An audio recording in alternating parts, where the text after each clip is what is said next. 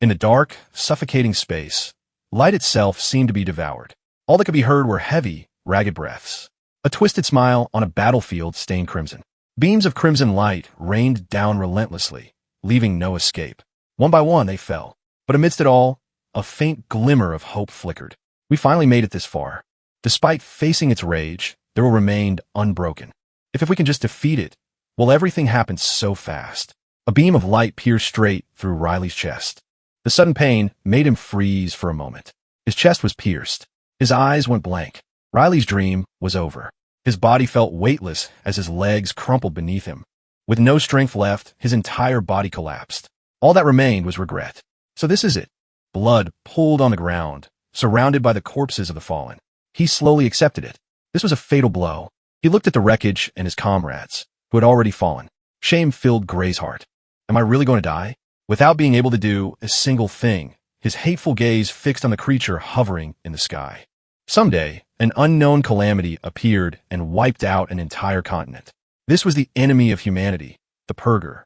As it continued its destruction, Ree watched the man who was bravely blocking its attacks with a shield.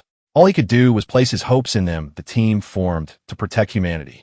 It included the young man who survived a giant meteor impact the world's shield. A Brian Miller and the blue-haired girl summoning countless magic circles at once. A great sage said to possess the power of an entire army. The great sage, Bella Albright. There was also the young man in green armor holding a bow. His arrows flew with deadly sharpness and precision.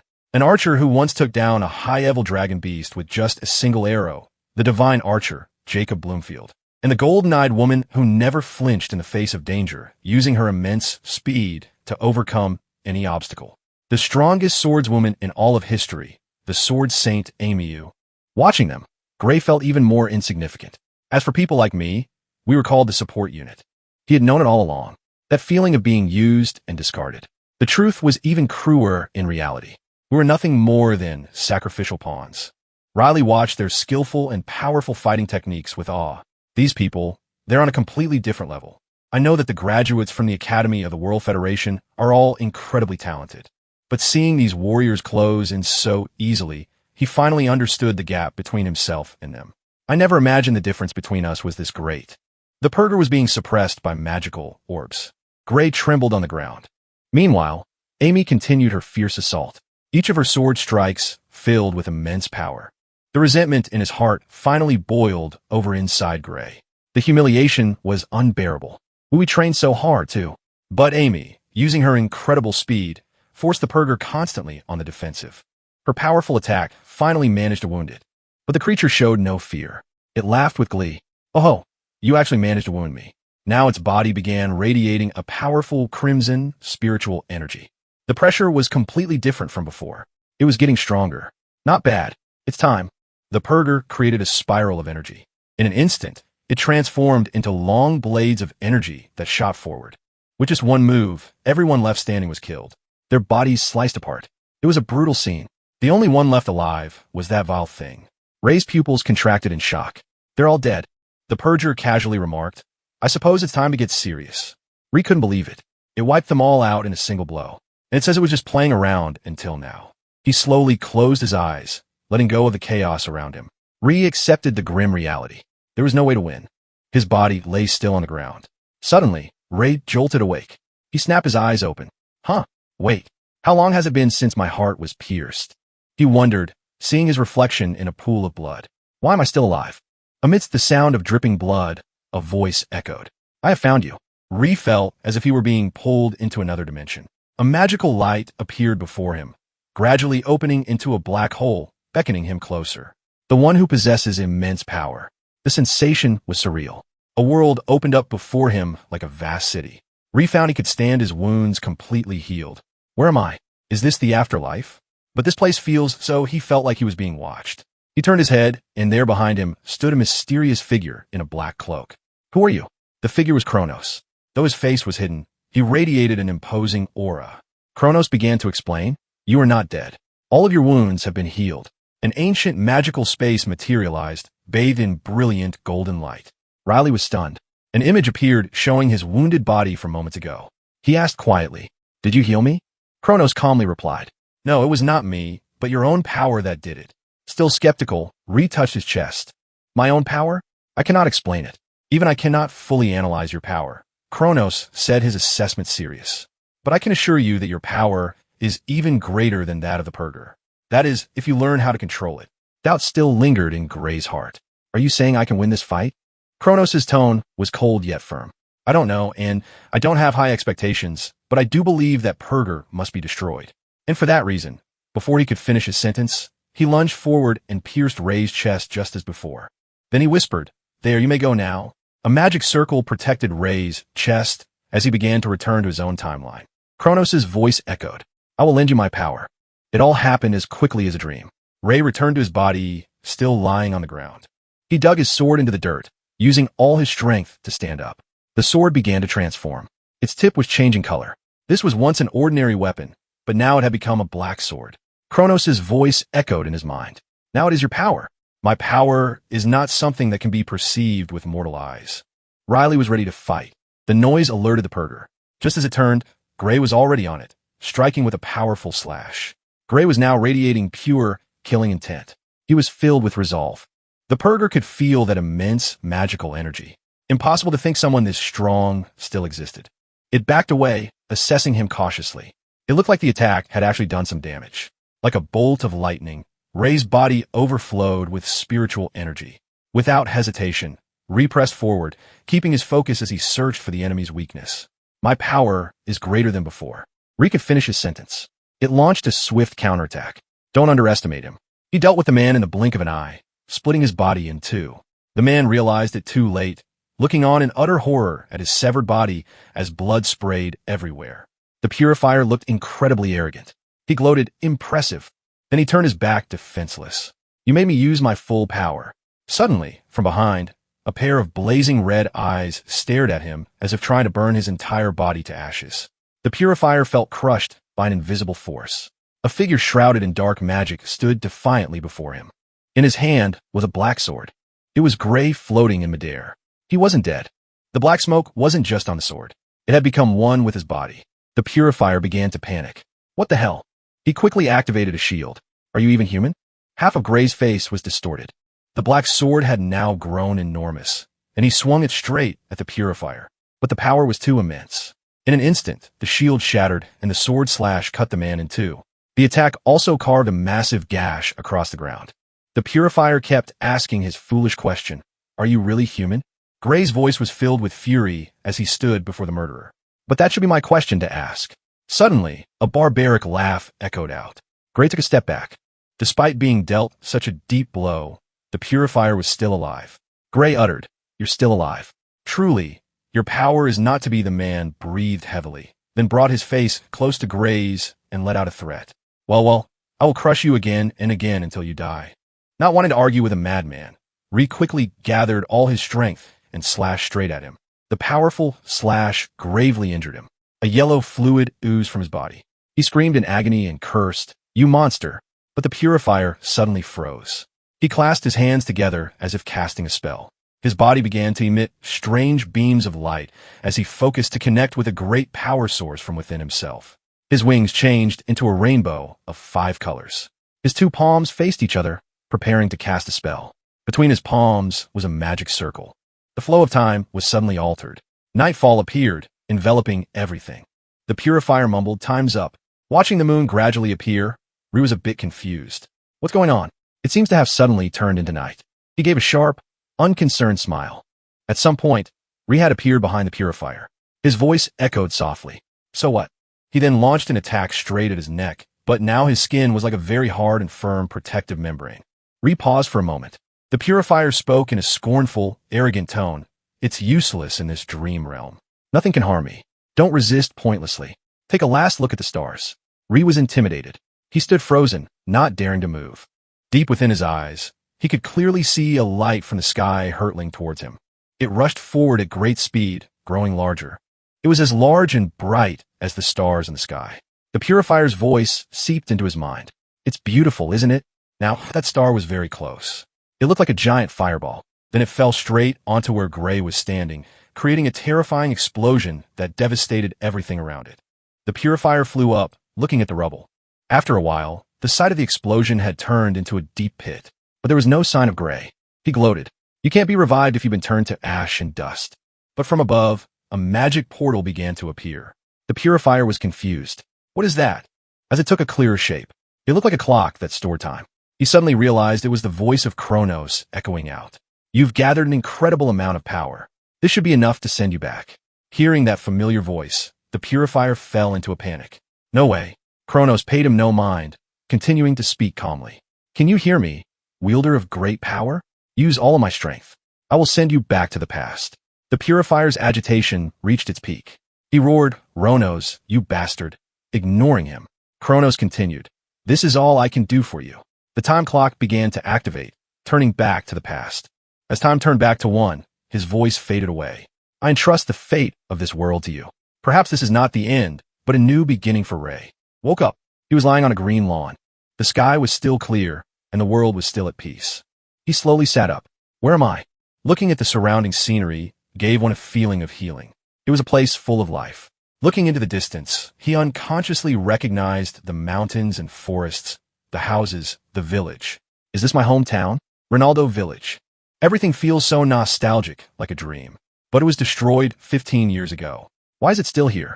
Ray vaguely recalled Kronos' last words, and he suddenly realized what he said. It really happened. The agitation made the wound on his wrist throb with pain. Looking at his injury, he pondered. This wound? That's right. Around this time, I was often bullied by Builder and the others. His body began to tremble. He told himself, I can't let them beat me up like that again. In the past, Ree saw himself as too weak to fight back. But they're so strong. I can't win. And so he had accepted his fate, not daring to think of greater things. Defeating the purifier is just a pipe dream. Ree stood up and walked towards the forest, reassuring himself. When I get a little stronger, I'll think about dealing with them. I don't want to get hurt. He suddenly stopped mid-step. It was Builder's gang. They were intentionally blocking his path, every one of them, with a smug look on their face. Builder spoke in a condescending tone. I've been looking for you. What a pain. Fed up, Ree didn't want to argue as they tossed a sword at him and ordered him to take it. He had no intention of obeying and remained silent. Seeing this, the others pushed him harder. Stop playing dumb. Let's just have a fight and see. Ree tried to avoid it, worried about his body's condition. Oh, a practice match. Sorry, but my wounds haven't healed yet. Thanks for the invitation, but unfortunately, I can't join in until I'm better. Boulder and his group, however, had no intention of letting him go. Their contempt for him was obvious. Boulder feigned reassurance. Don't worry, the blade is really dull, so it'll be safe. Knowing their malicious intentions, Riley bluntly called them out. No matter how dull the blade is, it's still a big piece of iron. If you hit someone in a vital spot with it before he could finish, Boulder cut him off, too agitated to be lectured. Shut your mouth. He slammed his own sword on the ground. Boulder began to threaten him. You think you have a right to refuse? If you don't like the sword, he said, then charged forward with aggressive confidence. Then you can fight with your bare hands. Ray was completely stunned. He wants to fight me while I'm unarmed. What kind of practice match is this? He then tried to piece together his past before he regressed. A former army medic had told him that the reason his swordsmanship never improved was because of an injury he'd received as a child. Thinking back on it, perhaps my life as a failure began right here. Not wanting to have regrets again, not wanting to live a useless life like his last one. Unconsciously, he dodged Boulder's attack. Riley himself was surprised by what he had just done. He was confused. Boulder's attack was a blur, but then he launched his next one. This time, Ree dodged it too. Are you always this slow? Boulder tried with all his might to take Ree down, but he dodged every single attack. It was as if Ree was starting to understand the key to it all. No. It wasn't that. Boulder was just furious. He couldn't land a hit. You bastard. Why can't I hit you? As the sword was about to slash his face, Ree simply focused on his opponent's movements, then lightly dodged the blow and skillfully evaded every single swing. He was understanding his body better now. Ive goten fester. Boulder's cronies were all stunned. The one with the bowl cut found it hard to believe. The way he's moving, it's like he's a completely different person. Ray quickly picked up the sword from the ground. I may not have the body I once had. He gripped the sword, determined to fight back. But I still have the memories of every battle I've ever fought. Boulder attacked from above, aiming to land a finishing blow. Take this. It didn't go as he expected. Ree countered with surprising force, knocking him off balance and sending him stumbling backward. This time, Ray was still worried, but more for his opponent. He fell from just that. Is it even okay for me to be fighting a complete amateur like him? After a moment of thought, he decided not to hold back. No, he doesn't deserve any mercy. This piece of trash tormented me just because I couldn't fight. Now he wanted to change his humiliating past. His eyes filled with resolve. But that's not true anymore. Ray swung, sending Boulder's sword flying somewhere else. He grew anxious. Damn it, what is this situation? In the past, he never would have dropped his sword so easily. He's even more of a novice than I thought. With his opponent now unarmed, Ray began to lecture him. You've probably never even been trained on how to parry a sword. He then stomped his foot hard, making Boulder flinch. But don't worry, because you all taught me something. Ray raised his sword, a smile on his face, but his eyes were filled with hostility. As long as the blade is dull, it's fine to hit people with it. The sword slashed across Boulder's shoulder. The flowing blood made him panic, and fresh droplets splattered on his face, a reminder of the pain. Boulder collapsed to his knees, clutching his shoulder and crying out. Things had gotten out of Ray's control. This incident wasn't part of his plan. He hesitated. Wasn't the blade supposed to be dull? Doubtfully, he held the sword up to inspect it again. The blade was indeed chipped and nicked. Ray was a bit confused. It's clearly dull. If this were a sharp sword, he would probably be dead by now. But that didn't mean he was going to forgive him. The next second, his eyes turned ice cold. Ray slammed the flat of the sword straight across Boulder's face. The powerful blow made his nose bleed and broke a couple of his teeth. The force of the blow sent him sprawling backward. Ray showed no mercy, thinking only to himself. I think I'll just keep this dull sword. Riley walked closer, completely overpowering Boulder, who was now crawling on the ground. He asked sarcastically, "What's wrong? Why are you screaming so much?" Boulder was trembling and on the verge of tears, but Ray kept berating him. His face was relaxed now, and though he was smiling, you could clearly see the anger underneath. The person who said a dull sword would be safe. That was you, wasn't it? Boulder was too scared to speak. Just when it seemed he had learned his lesson, he suddenly turned and ordered his cronies. "What are you guys standing there for? Get him!" The heavier one, having witnessed the fight, hesitated, but he suddenly got so strong. The guy with the bowl cut, however, was still aggressive and had no respect for anyone. "Let's all jump him. Get him from behind." Then they all rushed him from different directions surrounding Ray. Unafraid, he stood tall and said coolly, "What's this? You want another round?"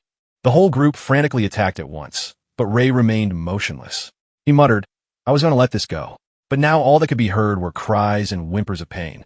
Every single one of them was on their knees, their faces bruised and swollen. Looking at them, Ray remembered the dark days of his past. "Back then, I was so scared of these guys." "Model." He immediately started questioning them. "You're from the Seraph Swordsmanship Dojo, right?" Builder didn't dare to look him in the eye, but he still admitted it. Then the fat guy started to confess. "We thought we were strong enough, so we haven't been going there lately." Ray felt helpless at their childish thinking. Strong enough, huh? I shouldn't have expected too much from the dojo, but still it has its uses. He rested the sword on his shoulder. He made a demand to Builder's group. "Introduce me to the dojo. That place only accepts people through referrals. Isn't that right?" Humiliated, Builder flinched. "Can't you ask someone else? If I tell my master that I lost, I can't even imagine what she'd say." Ray swung his sword through the air threateningly. "Or maybe we should continue where we left off." Builder's face darkened. Terrified, as if he'd seen a ghost, he abandoned his comrades and took off running. Then his voice echoed back. "I'll introduce you. The dojo is this way." The guys with him were all stunned. "What? Hey, wait. Builder, don't leave us behind." A while later, Builder and the others had led Ray to a town. As they walked, Builder asked curiously, "But why do you want to go to the dojo anyway?" "Eli ansvaret. This dojo can give a recommendation to the academy, can it?" Builder had skipped many days, so he only vaguely knew about it. "Yeah, I think I've heard something about that." Ray stated that this was what he was interested in. "That's the reason I want to go." The long-haired guy interrupted the conversation. "I don't think you need the academy. You're plenty strong already, Ray." Strict with himself, he wouldn't allow himself to get lazy because of a compliment. "If I were truly strong enough, how great would that be?" Remembering the battle with the Purger made him pensive. Even the world's strongest team was no match for the Purger. Even when I used that power, I couldn't even inflict any damage, and I don't think he was even fighting the image of the Purger empowering himself further spurred him on. I wonder how much stronger I have to get to be able to defeat that guy. However, it's not impossible. As he was lost in thought, Builder signaled that they had arrived. The only reason he came to the dojo was to get stronger. That moment, even if I only felt it for a second, I was able to control the dark power. He tried to recall his training sessions with the Sword Saint. What I focused on in that moment was the swordsmanship the Sword Saint taught me. Ray always regretted it. If only I had spent more time practicing swordsmanship under the same conditions as the Sword Saint, the outcome of that battle might have been different. After everything, He finally understood his mission for returning to the past. This must be why Kronos sent me here. A young woman's voice brought him back to reality. So, to summarize what you're trying to tell me, Builder's group was kneeling on the floor in remorse as the person continued to question them. It must be their master.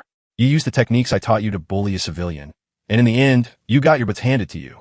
The master was a young woman. She had platinum blonde hair that covered one of her eyes. She was severely punishing her students. The instructor of the Sarah swordsmanship dojo. Builder, still unrepentant, tried to make excuses. Honestly, we didn't mean to bully him. We were just sparring. Angered, Syria struck him, sending him flying. The others kneeling beside him trembled. Syria, full of dignity, lectured him. Who gave you permission to make excuses? If you consider attacking an unarmed person a spar, then what just happened was also a spar. Correct. She pointed her sword straight at Builder's eye, disappointed and unforgiving. Leave and never come back. All of you from this day forward, never identify yourselves as students of this dojo again. Builder's group obeyed, helping each other out. Syria immediately turned back inside. She knelt and sincerely apologized for the incident. It seems my former students have caused you a great deal of trouble. Ray didn't want to hold a grudge. Please don't worry about it. She sincerely thanked him for his consideration and then got to the main point. I heard earlier that you wished to receive a recommendation to the academy. Ray didn't deny it. Syria took a wooden sword from the rack to apologize for this trouble that Builder and his group caused. Before I write you a letter of recommendation, I must verify your skills. With that, she handed the sword to Ray. He immediately complied. Understood. The two began their match. Syria deferred to him. You may go first. Come at me whenever you're ready. Without wasting a single moment, Ray attacked. Here I come. Ray used his speed. Sarah skillfully defended. Watching his attacks, she couldn't help but assess. His swordsmanship is so practical for his age. It's as if he's already been through countless battles. Ray continued to fight with all his might. He suddenly lowered his body, then attacked from the side. Syria acknowledged his talent. Builder and the others were no match for him. His movements are sharp with no wasted motion. This style is mostly self-taught, but sometimes his sword path looks very similar to what is taught at the academy. Syria began to grow curious. Did someone teach him? But still very raw. Though he has talent, she felt pleased with this new prospect. He's a diamond in the rough. Syria began to fight seriously. It's a shame to have to end it here, but it's time to bring down the curtain. Now she was even faster than before. Not one to be outdone, Ray ran alongside the instructor with his keen senses as she parried regression and LT, Unk and GT's movements. Not only did he dodge the blow, but he also kept up with her movements. His spirit made her wonder endlessly. How strange. He hasn't faltered at all. How can he possibly keep up with me? Sa and LT, Unk and GT's body was beginning to grow tired. No, that's not right. I only meant to test his ability a little, so why am I going all out now? And why am I so wary of this child? Ray swung his sword with great force, forcing her to retreat. Syria hesitated. I have a bad feeling about this. That was just a powerful swing, right? After the strike, the floorboards cracked. Syria was intrigued. She declared, all right, let's end it here. But that confidence was quickly shattered. She watched in shock as Gray broke her sword with his. Stunned by the situation, Sarah couldn't react, only managing to let out a stammered cry.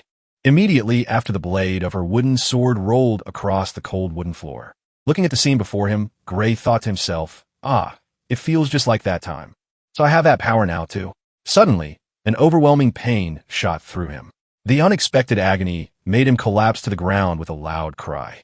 Witnessing his strange behavior, Syria asked, what is it? Are you okay? With a pained expression, Ray gritted his teeth, speculating, my body can't keep up with this power. He immediately tried to compose himself and shakily got to his feet, struggling to stammer out the words. I'm Fina. His face was covered in sweat as he thought, I can barely stand. I shouldn't use this power recklessly. Looking at the person in front of him, he hesitated. Should I tell her about this? Sensing Gray's unusual gaze, Syria furrowed her brows in confusion. After composing himself, he quickly dismissed his fleeting thought. No, it's better not to. Even if I told her, she'd hardly believe me, and it's something I can't even control myself. Finding the situation awkward, Gray scratched his head in embarrassment and explained to Sarah. I was just a little distracted hearing Gray say that. Sarah remained silent, as if she couldn't believe her eyes. She stared in shock at the sword he had broken and thought, breaking my sword with a blunt wooden one. It is completely impossible. Finally, she reached a conclusion. He must have realized it too. Seeing Syria standing motionless for so long, Ray grew anxious. He asked hesitantly, is this something wrong? The more she observed the younger boy before her, the the more her questions about him grew. But he doesn't intend to talk about it, does he? As she thought this, she closed her eyes, looking serious for a long moment. After she was done thinking, she turned, walked over to a trash can, and threw the broken wooden sword away before saying, "All right, you said you wanted a recommendation to an academy, right?" At her question, his expression grew tense as he replied, "Yes, I heard you could do that." "You could do." As soon as he finished speaking, Saria affirmed, "Yes, of course, I can recommend you to the most prestigious academy in the kingdom, the Royal Sword Arts Academy." After saying this, she paused for a moment, then hesitantly offered her opinion. "But I advise you not to go there." For a moment, her expression darkened. She lowered her voice and asserted once more, "You are not suited for that place." Her words sent Ray's spirit plunging into a dark, silent abyss. He tightened his grip on the wooden sword, his mind filled with bitter thoughts. "I know. It's because I'm not strong enough. After all, I couldn't really do anything except for that final moment." As if understanding his thoughts, she spoke up, shattering his disappointment. "The place you should go is the World Union Academy." Her firm declaration so surprised him that his pupils constricted. Once again, she spoke, dispelling his confusion. She affirmed that this place he needed to go was not the most prestigious academy in the kingdom, but the most prestigious academy in the world. Her words made him jump in alarm. He thought, the World Union Academy? Isn't that where the Sword Saint and the others came from? Startled by this new information, he asked in a loud, excited voice, "Can someone like me really get in there?" Sarah shook her head helplessly and said, "No, you can't." She then began to explain Gray's current situation to him. "You must have realized it yourself that your body, as it is now, is completely unqualified to be a swordsman." She wore a stern, appraising expression as she spoke seriously. "If it were the Royal Academy, then you might have been able to get by with your skills. But at the World Union Academy, that's impossible. How would you ever reach that level?" And with such a weak body, he couldn't refute her harsh words. He stammered, "Right?" For a moment, his eyes filled with disappointment as heavy thoughts flooded his mind. "All the people who get into that academy are actual monsters. With this body, I don't even stand a chance." In the soft light of the room, Siria's expression turned cold. She spoke coolly, her voice laced with disappointment. "Giving up already? The entrance exam is still 9 months away, you know." Realizing how much time he had, Gray replied, flustered. "Only 9 months," Siria agreed. "Right. It probably isn't enough time." She then hesitated before affirming with a firm attitude. "But trust me," she growled menacingly. "For these next 9 months, are you ready to endure hell?" Ree looked down at his palm and replied vaguely, "I don't want to endure hell, but I'll do it." Clenching his fist over his heart, Ray declared heroically, "For the next 9 months, I'll be in your care." Hearing his firm answer, Siria smirked and spoke. "Good answer." The atmosphere suddenly fell silent. Ree trembled as he listened to Siria speak. Well then, Siria's expression turned terrifying, her voice laced with menace. Let the days of hell begin. And she was a woman of her word. Right after that, images of Ray's grueling training days flashed by, mixed with Siria's stern attitude. In the memories, she was always yelling.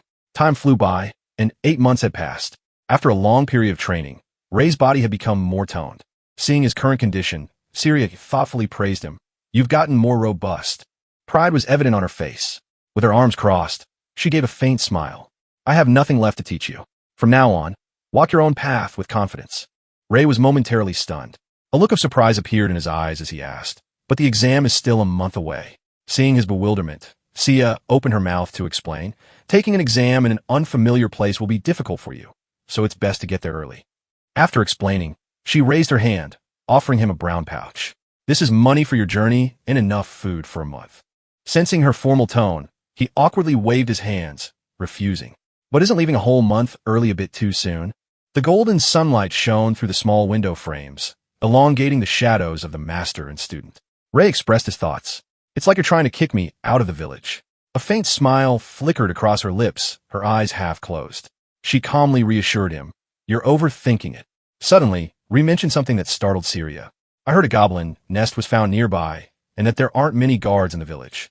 Hearing this, Siria didn't deny it, but gently replied, "Ah, yes, a nest was found," with a flustered expression from the surprise. She quickly turned away to avoid the topic, then calmly explained, "But it has nothing to do with us." She smiled faintly, feigning reassurance. "Reinforcements will come from the capital, so we don't need to worry." Then she quickly tried to soothe his anxiety. "Just go and take your exam. Don't worry." As if he had predicted everything, Ree thought seriously. "She's lying. There won't be any reinforcements for the village." and before the village is destroyed, Master will lose her life. An image of Sarah's blood-soaked body lying still on the ground flashed through Ray's mind along with the thought. They said she was killed when she charged into the nest by herself. Even so, Ray acted as if he knew nothing and calmly replied, "I understand." His agreement came so easily that Sarah found it a little hard to believe. In that instant, Ray placed a hand on his chest to express his gratitude. "Thank you, Sarah." Ray used a resolute gaze filled with confidence, as if to declare, "I'll be going now." Hearing this, Sirius secretly let the corners of her lips curl into a smile that came from the bottom of her heart. Sarah sent her blessings to her young student. "I hope you pass the exam." After Ray left, Sarah quietly walked into the deep forest. The image of a night sky with a dim moon in the center appeared clearly along with a dry skeleton with a sword plunged right through it. Touching a streak of blood on the ground, Syria mumbled, according to the scout's report. Following the long trail of blood, she made her judgment. They must be over there. Suddenly, a voice broke the silent night, startling her. "Where are you going?" As the words faded, a familiar figure appeared on a high, dark tree branch. It was Ray. He put on the concerned face, finding a question for his master. As Ray was moving, a loud voice suddenly called out his name from behind. "Ray." He turned around and saw Syria. She spoke up, asking, "Why are you here? Shouldn't you be on your way to the academy?" Hearing that, he jumped down from the branch and said, "I should be the one asking you that. I thought you said the capital's forces would handle the goblin nest." Sarah waved her hand and replied, "They said they couldn't come because of an emergency, so I plan to handle it myself." She added, "Besides, I'm more than enough on my own. Thanks to the scout's report, I know the strength of the forces in that nest." After she spoke, she let out a sigh. Their boss is a high goblin, and in that nest, there are a total of 40 to 50 monsters. I have to admit with those numbers, it's a bit troublesome. He heard this and pondered. A high goblin, huh? It's not that they're strong on their own. He recalled the battle and assessed. A goblin's true strength lies in its cunning and leadership. He added, if he gets surrounded, fighting alone is no different from suicide. He continued to think, and there's one thing I'm sure of. He looked at her and affirmed, if Master goes alone, she won't come back alive, and the village will be destroyed by them. He emphasized, I've seen that future with my own eyes. Snapping out of his thoughts, he immediately spoke up. Let me go with you. But Sarius stopped him. I told you I'm enough on my own. Ray's gaze was incredibly determined. I don't want to miss a chance to gain real combat experience.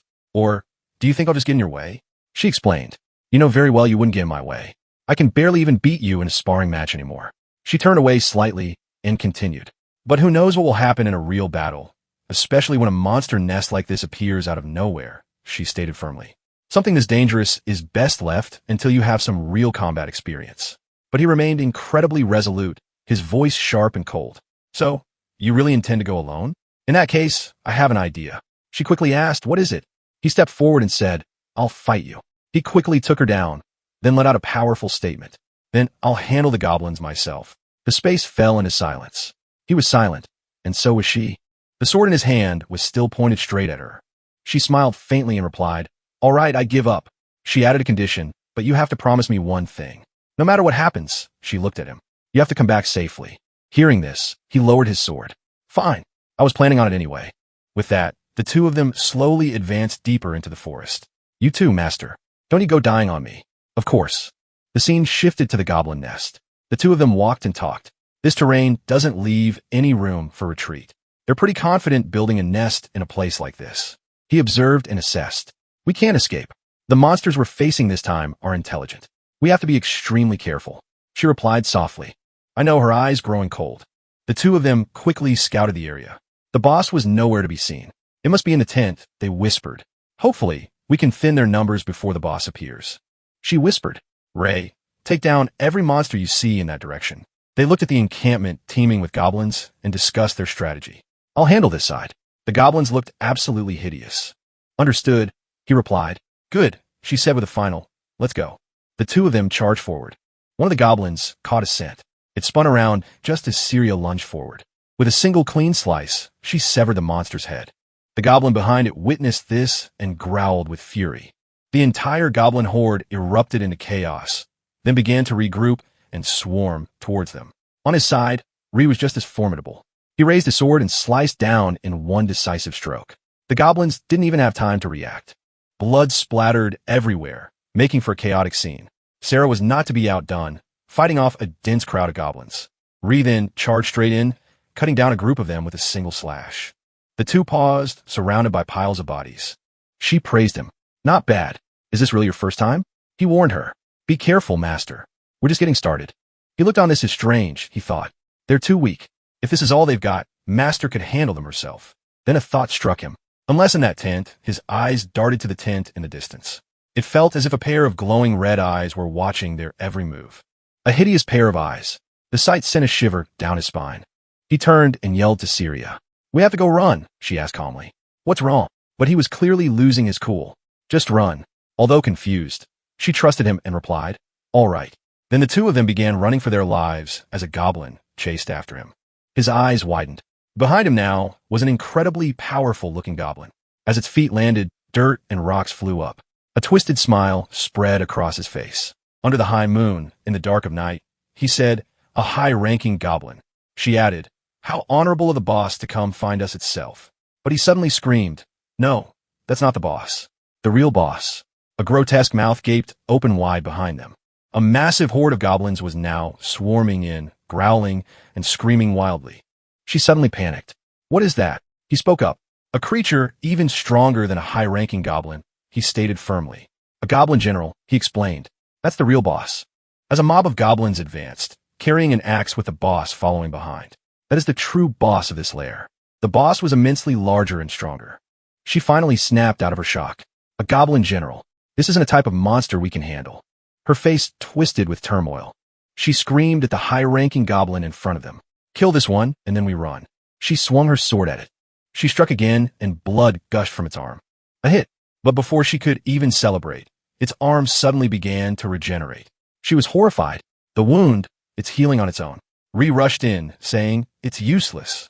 He added, the goblin general's roar. It can boost the strength and recovery abilities of its allies. He stressed. That's why they're all so abnormally strong. It looks like we can't kill any of these goblins, he thought, still slashing as a plan formed in his mind. He said, Master, I'm leaving the goblin behind you in your hands. You don't have to kill it. Just buy me some time. Surprised, she turned to him. What are you planning to do? His expression was ice cold. There's only one choice left, isn't there? He said with a chilling tone. To destroy that bastard. A sinister and arrogant smile crept onto his face.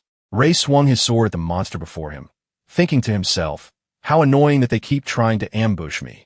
He then slashed at the monster again. The beast didn't back down immediately, raising its axe to strike at Ree. As he parried, his mind was already calculating his next move. Right now, I just need to focus on destroying all the enemies in front of me. But in the next second, the unexpected happened. Ray's sword shattered into pieces as he swung it down. Ray stared at the hilt, and still in his hand, his face, a mask of my sword, couldn't withstand a single blow from an enhanced goblin. The goblin, however, wasn't patient enough to wait. Before Ree could recover, it immediately swung its axe down with great force, the impact knocking him backwards. He quickly drew his second sword to fight it. Good thing I brought a spare, he thought. But this one won't last long either.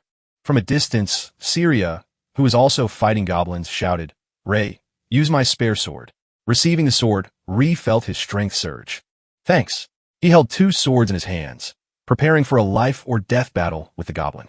Now I have two swords, but it's still not enough to wipe out all of these monsters. Looking at the goblin general and the goblin standing between them, he sheathed one of his swords. He immediately lunged towards the goblin. A single large vertical slash should be more than enough, he thought. But the goblin refused to be beaten, swinging its axe straight at Ray's face. It wounded his cheek. Ray struggled to use his sword to block the goblin's axe blade, gritting his teeth with an impatient grunt. Immediately after, he drew another sword from behind his hip and fought with all his might against the goblins swarming him. A stream of light awakened from a horrifying skull. A goblin shrieked, its two eyes glowing with a yellow light. Ree was stunned by the sight before him. What is that? Following that, hordes of other goblins began to stir model. So, getting a power-up also strengthens them too. After being powered up, the goblin swung its axe toward Gray again. He could only try his best to resist its immense strength. You saw through my plan, the goblin leader roared. Instantly, tens of goblins rushed toward Gray. He thought to himself, I guess that intelligence of yours isn't just for show. Gray's sword clashed against the goblin's sharp axe, sending small sparks flying everywhere. After a fierce struggle, Gray finally managed to break free from the goblin's axe. He backed up a bit to gain momentum, thought, charge, and then flew swiftly through the goblins who didn't even have time to realize what was happening. Ray tried to swing his sword to take down as many goblins as possible. I don't have time to deal with all of them, he thought. But then, suddenly, Gray was held back by a goblin. Another one flew in from somewhere, swinging its axe right at Gray, intending to finish him off, but it just crashed head first into Gray's sword and died on the spot. He finally realized the goblin's plan. They're trying to destroy my sword by throwing themselves at it. Gray suddenly looked up. Something had blocked the faint light from his face. The ferocious goblin was swinging a powerful fist towards Gray. However, he managed to block the attack with his sword, but Ree was still heavily affected by the force of that punch. He was thrown far away and dust clouded the air. Ray coughed up a mouthful of blood, his face covered in wounds. He slowly struggled to sit up amidst the shattered rubble around him. He couldn't help but groan in pain. He glanced at his last sword. This is all I have left now. Ray slowly stood up, looking at the horde of goblins before him. Facing a whole pack and a goblin warchief with just one sword, Ree lowered his head slightly. But based on my experiences before I regressed, I know I can't win, Ree admitted helplessly. Even knowing the outcome, Ray still raised his last sword. In that case, he turned towards Syria and shouted, "Master, run. While they're focused on me, get out of here." Saja smirked. She gripped her own sword tightly and replied, "Sorry, but I can't do that." Ree, trying to dodge the goblin's attacks, continued to plead with Syria. "Are you trying to die for nothing, master? I'll follow right after you." "Don't worry about me," Syria slowly replied. "That's not it." Something flashed in Sarah's eyes. Sarah looked helplessly at the wound on her thigh. "I can't run anymore." Hearing this, Ree couldn't believe his ears. He looked back at her in despair, then glanced at the last sword in his hand. "I'm out of options." Then he decided to fight the goblins in a life or death battle. I regressed to destroy the purger. He desperately swung his chipped sword towards a goblin, hoping to put up some kind of a fight. But then he looked at the shattered fragments of his sword before him with a helpless expression. But now it all ends. I'm a place like this. Ree stood there with no weapon left to defend himself, letting the goblins surround him. But he still refused to give up, tightly clutching the hilt of his last sword. "No, it's not over yet. If I can use the power from that time." He remembered a time in the past when he was cornered just like this. If I could just unleash it, even a whole horde won't matter. The blade had shattered into large fragments. Ray tried to force himself. Remember that feeling. Ree raised the sword now, just a short stub in front of him, and shut his eyes tightly. Suddenly, a red surge of power was finally awakened. Ree gently swung a single strike across the necks of all the goblins with the sword in his hand. It had transformed into a dense black aura. Syria was completely shocked. Ray stood there, his face covered in blood, but he looked at her with a bright smile as if to reassure her. "It's okay now." Immediately after, Ree swung his sword relentlessly, causing the goblins to fall in droves. Even the strongest goblin was sliced in two. The goblin chieftain saw this and couldn't believe his eyes. Neither could Syria. She couldn't believe her own disciple could awaken such immense power. As for her, she only needed one hand to block the large axe from the goblin. She calmly turned and taunted it. "Too light." A glint appeared in Sarah's eyes, too. "You things have given me quite a bit of trouble." Sarah just flicked her hand, and the goblin was thrown backward by the force. Sarah thought to herself, "But without your war chief to buff your strength, you're nothing." It was past midnight. The two had finally defeated the entire goblin horde. Ree spoke up. "We managed to do it." He held out the broken sword. "I'm sorry I broke your sword." Syria calmly replied, "Don't worry. You saved my life." Then she reached out to take back the sword. "But Ray, that attack just now." Before Syria could finish her sentence, Ray collapsed and lay motionless on the ground. Syria rushed over to check on him. She yelled. Ree slowly woke up. He wondered, "Where am I?" He looked around and saw nothing but a thick black water. He looked at the thing in front of him. A door and a plume of black smoke suddenly appeared. Ray looked at the door floating before his eyes. "This is..." Then he realized, "It's that power. The door in front of me is still emitting waves of black energy. If I open it, will I receive that power?" Ray thought seriously, trying to make a decision for himself. Then he slowly took step after step toward the door. As soon as he touched it, Ray was seized by some kind of force. It made his entire body freeze instantly. Ray backed away, getting clear of the door. He clutched his chest, struggling to breathe. I don't know why, but I know for sure that if I open this door right now, a tear rolled down from the corner of Ray's eye. Evil D. A notification appeared. Wise decision. At that moment, it was as if Ray had just awoken from something. His eyes flew wide open. Ray's mind had finally returned to reality. He opened his eyes, gasping for breath, and realized he was lying on a small bed. Syria looked at him, and softly called his name. Ray, you're awake. Ray asked, where am I? Sa stood beside his bed. This is the village infirmary. You've been unconscious for 5 days. I was afraid you weren't going to wake up. Ray put a hand to his forehead, slowly accepting what was happening in reality. So I was asleep for 5 days. I must have overexerted myself. I think that affected my body. Syria replied, I don't think overexerted is the right word to describe what you did. Ray sat up. Syria asked with concern, forget about that. Is your body okay? Can you get up? Eli answered. Let's see. Then he realized something was wrong with his body. I can't put any strength into my right arm. I can move it if I try really hard, but will I ever be able to hold a sword with this arm again? Then he saw the black marks on his bandaged arm. And what's more, this mark? Syria also noticed that he couldn't move his arm. It's not moving very well, is it? He wondered. Can't she see it? Then Ray answered, Syria, it's hard to use my dominant arm. Syria replied as if she already knew the answer. Just as I thought. It won't heal normally anytime soon. I mean, all the bones in your right arm were shattered. Ray touched his arm all over. My bones were shattered, but it doesn't seem to hurt at all. Syria pointed to a vial on the table. We treated it with a magic potion. Ray was incredibly surprised to see the vial. A magic potion? Isn't that really expensive? Sokka sat down on the opposite bed and reassured him. Don't worry, the village chief gave it to us. Ray was surprised by her words. The village chief? Why would he give it to someone like me? Syria replied with a hint of indignation. What are you talking about, Ray? You're this village's hero. Ray heard this, but still didn't understand what she was talking about. Suddenly, a silver-haired man threw the door open with great force and shouted his name, Ray. Ray was quite flustered to see the village chief. He clutched the potion vial in his hand. Chief, thank you for the magic potion. The other man quickly cut him off. We're the ones who should be thanking you. We're talking about a goblin general here. That's a monster that couldn't be harmed. Even when all the forces from the surrounding towns gathered to fight it, a monster like that was targeting our village. The village chief rushed to the bedside and tightly grasped Ray's hand. If you hadn't killed it, the village would have been destroyed. At this point, he used both hands to clasp Ray's. Without you, Sarah, and this potion, this infirmary, and even the lives of the villagers you saved, none of it would still exist. Hearing this, Ray replied, flustered. You're exaggerating, sir. The village chief continued to show his gratitude. Ray, you know I'm not exaggerating. Ray looked down at the magic potion in his hand, thinking to himself, maybe the chief is right. In the world before I turn back time, this village was supposed to have been destroyed by the goblin attack. The village chief stood up and bowed respectfully.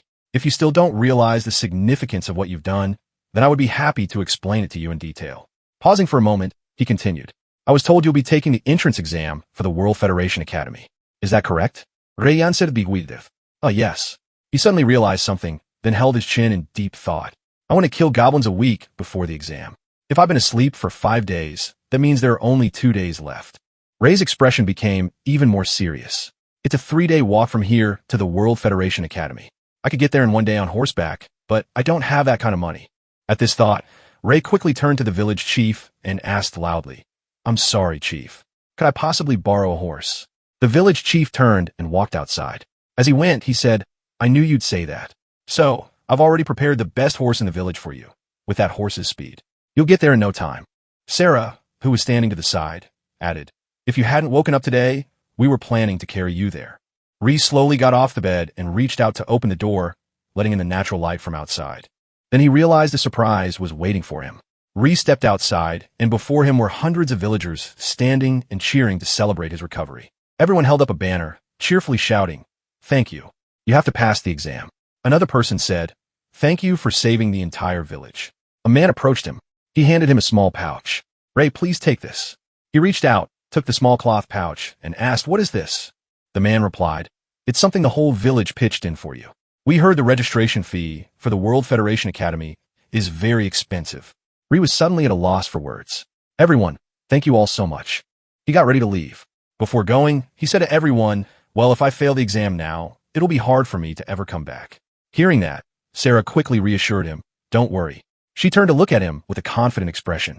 Who among the applicants at the World Federation Academy could possibly defeat a goblin general?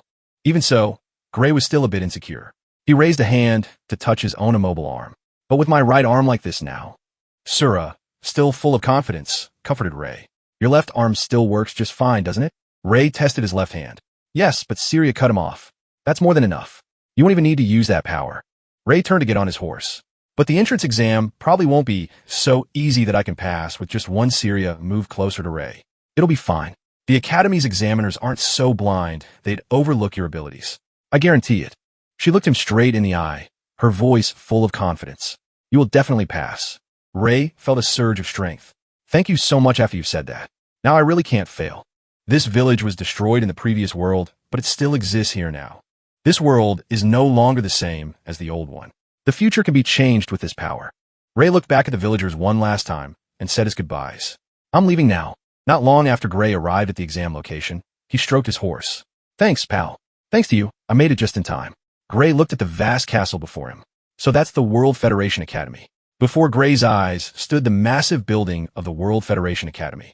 It loomed majestically against the clear blue sky. An examiner's voice suddenly rang out. We will now begin distributing the exam papers.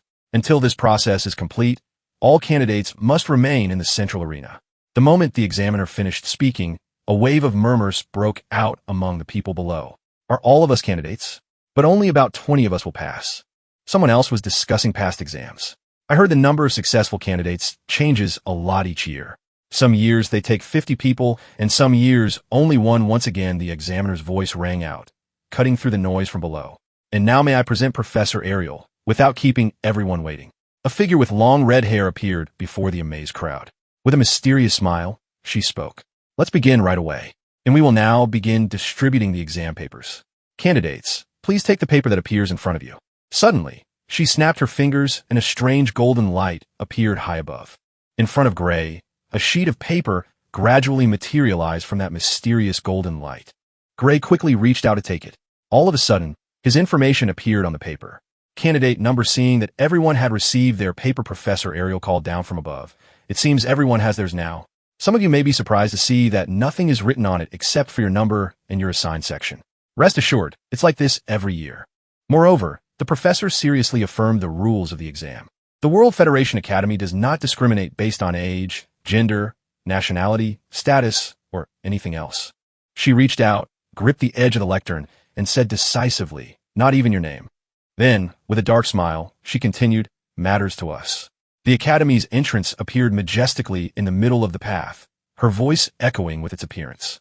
Only those who pass the exam and earn the right to cross that bridge will be asked their name. You can even give us a fake one if you wish. Looking at the exam paper in his hand, Gray thought with dissatisfaction, I left my sword back at the inn. So why does it say I'm still in the swordsmanship section? What kind of system is this? As if knowing what everyone was thinking, Ariel spoke with a conceited air. Furthermore, I assigned your sections based simply on my observation of you.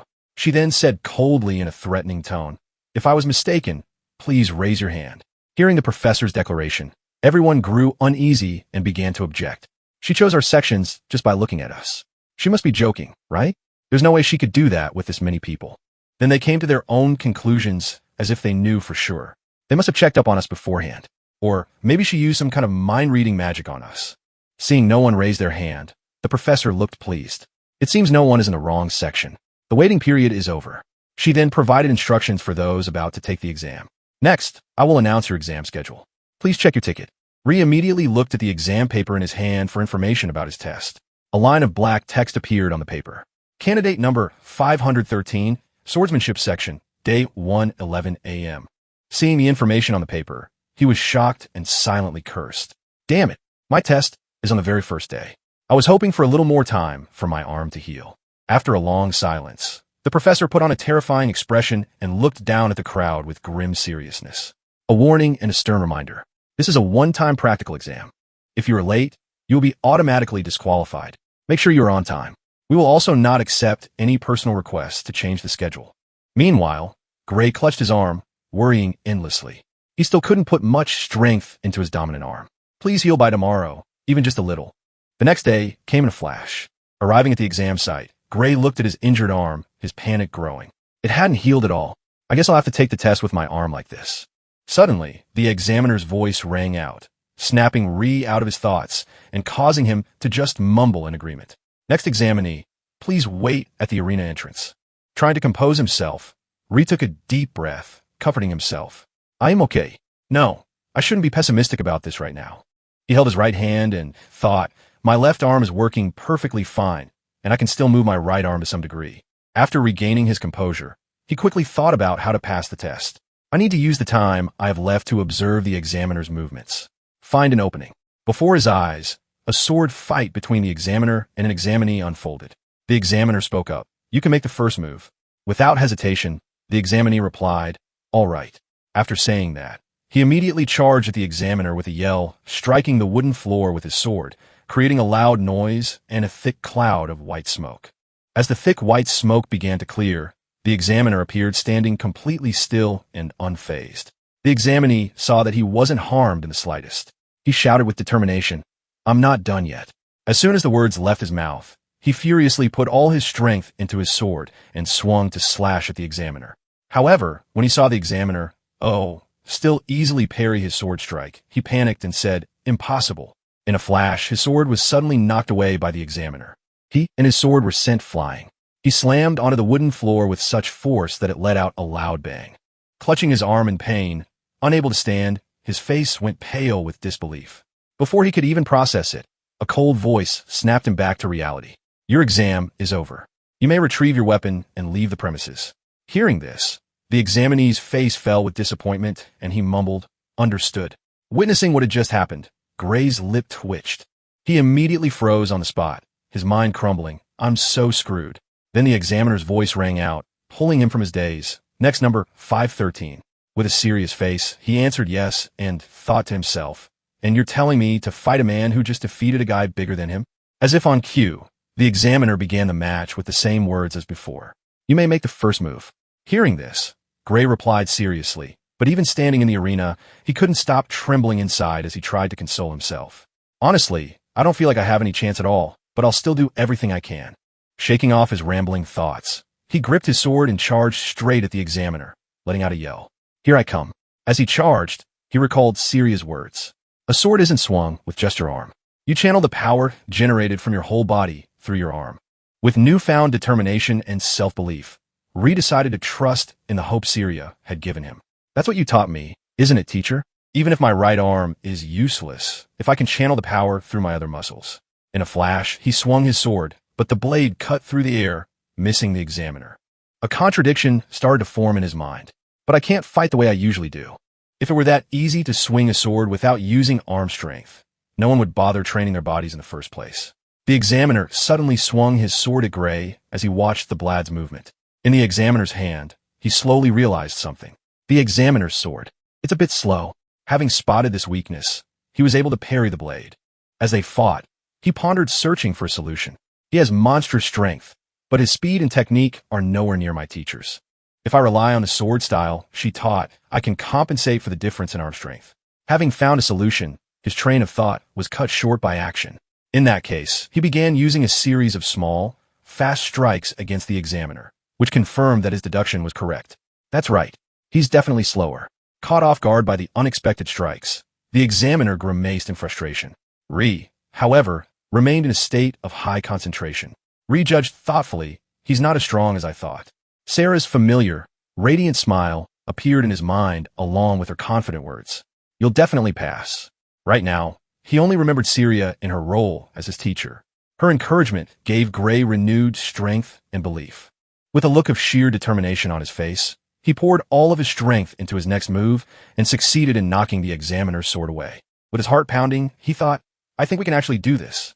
The fight between them grew incredibly fierce, a true battle of speed. The examiner's attacks were relentless, never ceasing, and Ray was forced onto the defensive. Ray was still at a clear disadvantage, even though he'd grasped his opponent's weakness. Even though I've seen through his sword style, Ray gripped his sword, preparing to counter. Then, without hesitation, he aimed for the examiner's shoulder, but the man's experience allowed him to dodge it with ease. Ray began to hesitate, but had no intention of giving up. He thought grimly, the difference in strength is still too big. I can't break through his form. It's not going to be easy to win with just one arm. Ree kept attacking, moving at his top speed. The examiner slowly started to reveal an opening, and Ree quickly assessed the situation. That being said, being his movements are getting crudder, it's risky, but if I do it now without another thought, Ree abruptly pulled his sword back, causing the examiner to lose his balance. My plan is ready. Let's do this. Just as I predicted, he charged forward. A confident look appeared in his eyes. He fell for it. The instructor's swing was too strong and predictable. I fell back into a defensive stance. Nothing reveals an opening more than a big, reckless attack like that. But instead of blocking, I swiftly moved behind the instructor, making him panic. Seeing the instructor on the defensive, Ray rejoiced inwardly. No matter how big the power gap is, as long as I can get behind him. Relying on his speed, recharge forward. The referee's voice echoed, "Stop, just a little more time," and he could have landed a hit on his opponent. The sword's blade was only a short distance away from the instructor's body, her separated by a thin layer of clothing. Ray couldn't accept it. His body was exhausted. The match is over already. Isn't it a bit too early to stop? The referee, standing on the platform, announced the result of the match. Time is up. With this, the result is a draw. Ray was crestfallen when he heard the result. He stood there stunned and helpless, knowing he couldn't change anything. I didn't make it in time. He gripped his sword, trembling, but then relaxed and accepted it. Ray resignedly turned and left the arena, telling himself, "I tried my best, but if I can't even beat him, I'm going to have a lot more trouble down the line." Full of regret, Ray looked back at the arena, a deep sadness in his heart. "Thank you, instructor."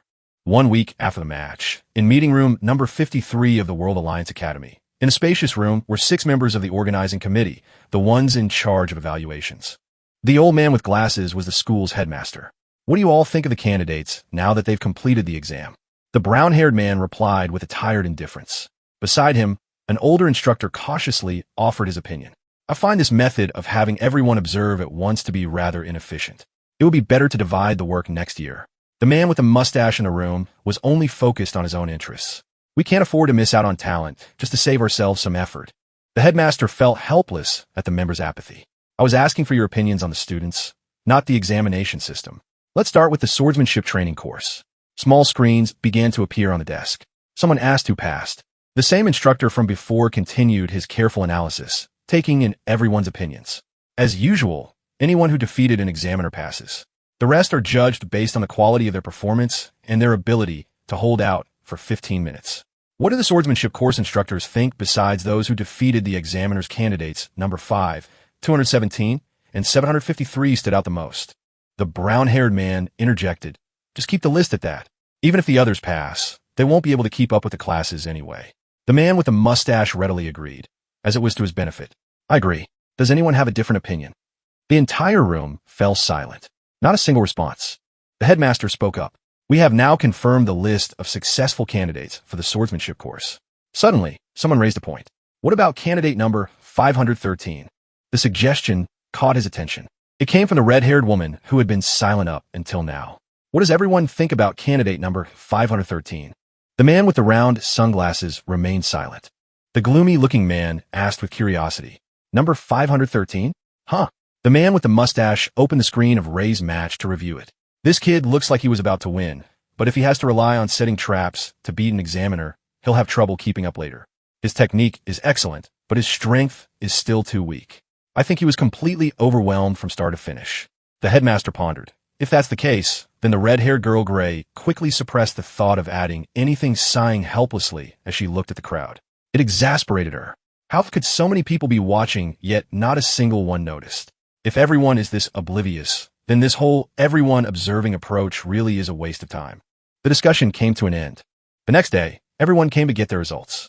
Raleigh was there too. He held the notice in his hand. "Applicant number 513.